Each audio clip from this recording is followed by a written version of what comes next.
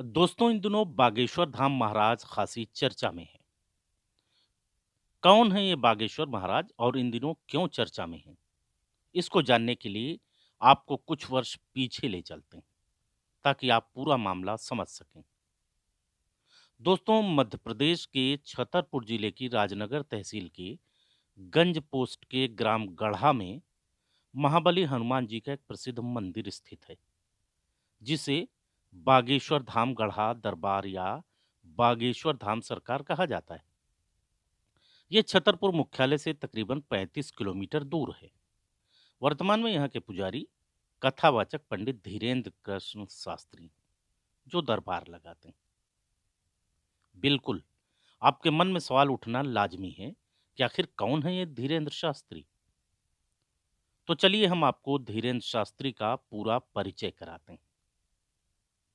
दोस्तों, धीरेन्द्र शास्त्री का जन्म 4 जुलाई 1996 को छतरपुर के गढ़ा में हुआ था।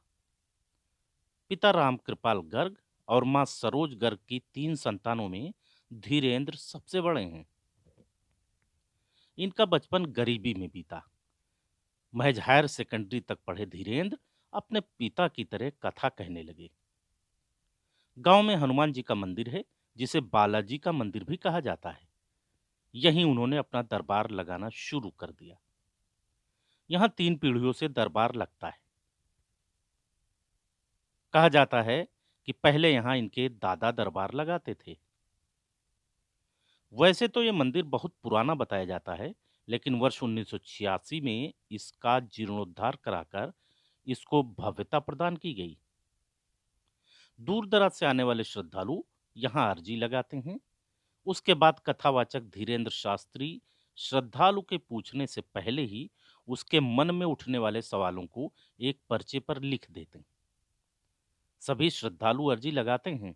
उन्हें कथा सुनने को तो मिल जाती है, लेकिन कुछ ही श्रद्धालु होते हैं जिनकी अर्जी पर पंडित धीरेन्द्र शास्त्री से बात हो पाती है। देश विदेश तक उनके चमत्कारों की धूम है।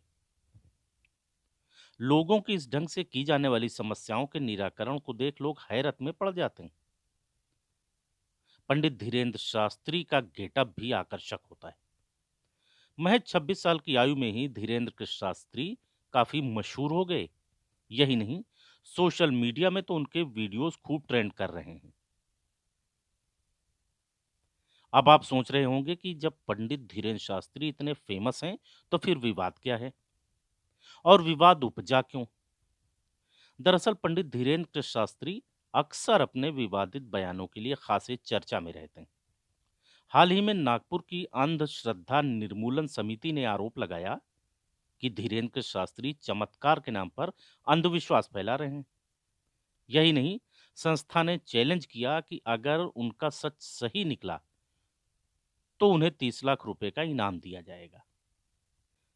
समिति के संस्थापक श्याम मानव ने कहा था कि धीरेन्द्र शास्त्री ने 6 और 7 जनवरी को नागपुर के रेशम बाग में अपने चमत्कार के दांवों से कानून का उल्लंघन किया।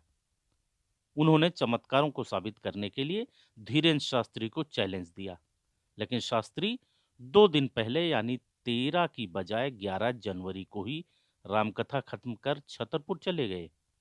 8 तारीख को पहले बाकी जो वीडियोस उपलब्ध है उसके आधार पर और 10 तारीख को नागपुर में जो उनके दरबार भरे और प्रेत दरबार भरे उनके वीडियोस के आधार पर ये शिकायतें की है। अब मध्य प्रदेश विधानसभा में नेता प्रतिपक्ष गोविंद सिंह ने भी धीरेन्द्र शास्त्री के चमत्कारों पर सवाल उठाया, तो मामला मीडिया में गर्मा गया। लिहाजा देश की मीडिया कथावाचक धीरेन्द्र कृष्ण शास्त्री के दरबार पहुंच गई और उन्होंने लग रहे आरोपों का जवाब मांगा।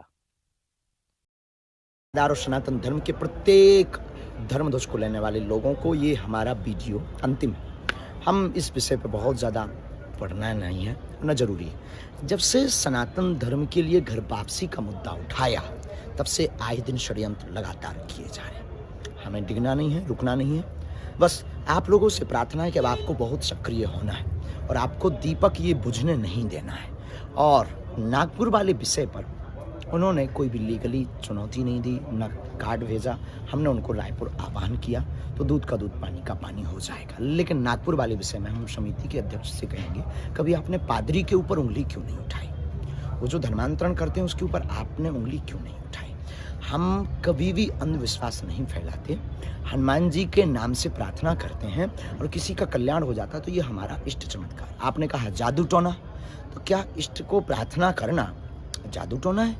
इष्ट को प्रार्थना करके लोगों का कल्याण हो जाना, अपने हनुमान जी से प्रार्थना करना, क्या जादू टोना है? अगर ऐसा है तो भारत का प्रत्येक व्यक्ति फिर जेल जाने योग्य है, सनातनी प्रत्येक जेल जाने के योग्य है। भर दो सब सनातनियों को जेल में। और आप निर्णय कैसे करेंगे कि ये श्रद्धा है कि अंधश्रद्धा है? इस भारत में कितने ज्योतिषाचार्य नहीं है जो ग्रहों की चाल बताते हैं? तो क्या वो अंधविश्वास है? उनको भी फिर जेल जाना चाहिए। दोस्तों, आज के वीडियो में बस इतना ही। वीडियो पसंद आई हो तो इसे शेयर ज़रूर करें। धन्यवाद।